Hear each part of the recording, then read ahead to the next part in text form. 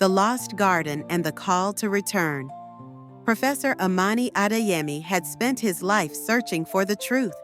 A renowned historian and archaeologist, he had dedicated decades to uncovering the mysteries of ancient civilizations, particularly those hidden in Africa. His latest research had led him to a controversial but compelling theory. The Garden of Eden was in Africa. Sitting in his dimly lit office, surrounded by stacks of ancient manuscripts, satellite images, and theological texts, Amani traced his fingers over a map. His heart pounded with excitement as he read from the book of Genesis. A river went out of Eden to water the garden, and from there it divided and became 4 headwaters: Pishon, Gihon, Tigris, and Euphrates. The Gihon, mentioned in the Bible, was said to flow around the land of Cush, widely believed to be Ethiopia or a greater part of ancient Africa. If this were true, Eden itself could have been in Africa. But why had this truth been buried? Why was the world told that Eden was somewhere in the Middle East? As he pondered this, Amani thought of another question that had echoed across centuries. Why were Black people always told to go back to Africa? This phrase had been used by different groups, some out of hatred, others as a call for reconnection with lost heritage. But to Amani, the answer was deeper than politics or racial division. It was spiritual. The displacement of African people was not just physical, but historical, cultural, and biblical.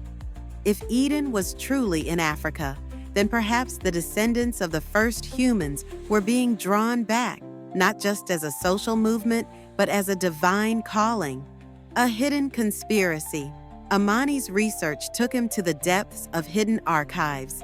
Ancient texts from the Dogon people, Nubian scrolls, and even whispers from the Vatican's secret libraries all pointed toward the same conclusion. Africa was not just the birthplace of civilization, but the very home of creation.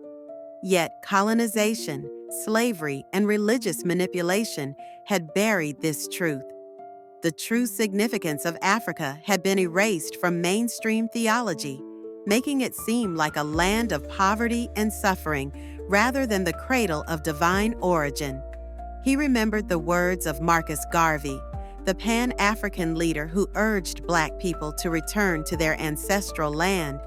Could it be that the call to go back to Africa was not a rejection, but a prophecy?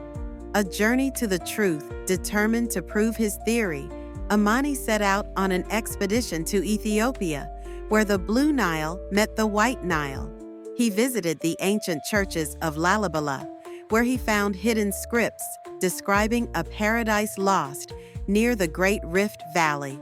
He traveled to the Congo Basin, where the rainforest teemed with life so pure it seemed untouched by time. And then, in a remote region of Tanzania, he met an elder from the Hadza tribe, the last true hunter-gatherers. The old man smiled as Amani spoke of Eden.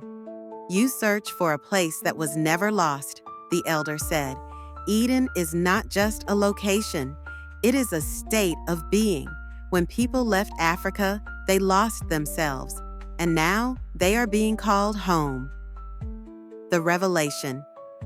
As Amani stood at the edge of Lake Victoria, gazing at the horizon, he realized the truth. Africa was more than a continent. It was the heart of humanity. The call to return was not about race alone. It was about restoration, a return to balance, to truth, to an origin long forgotten. Perhaps the Garden of Eden was never truly lost.